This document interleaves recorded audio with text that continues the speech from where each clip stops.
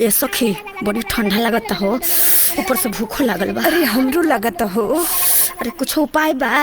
चलो तो ओजे देखल जाई, घाट के किनारा कुछ मिलत होई हो। हाँ चल चल चल।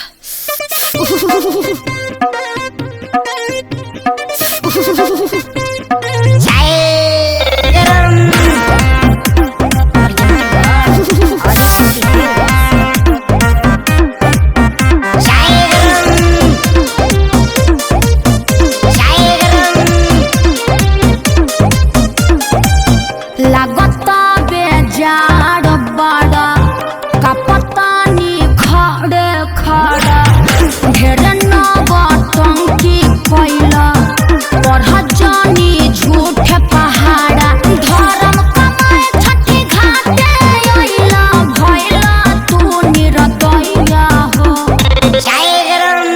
अरे पहिले तिहे तिवैया तबे मिली तोहके चैया हो। पहिले तिहे तिवैया तबे मिली तोहके चैया हो।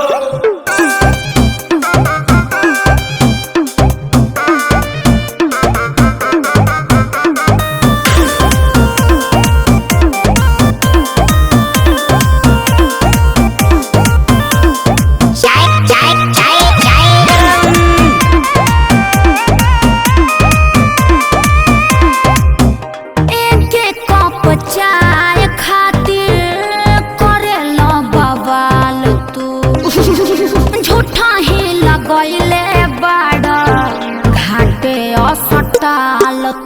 अरे बलती से बढ़ गया जनैखे केहू दूजा चाहतारू पहिले कहिला बेटा पूजा।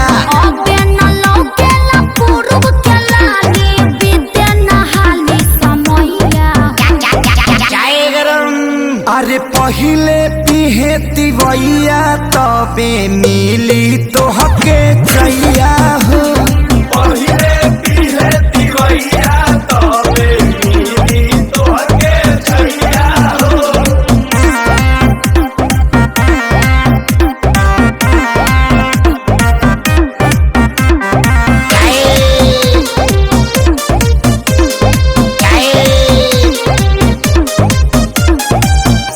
बड़ा बेरहम तोहरा दिल में नइखे दाय भूखे रे पियासे कबले छछने लकाया।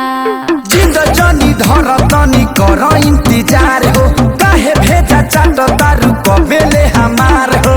दोस्त खेसारी कर न रहम पड़िले तोहरा पैया हो। अरे पहिले तिहे तिवैया तबे मिली तोहके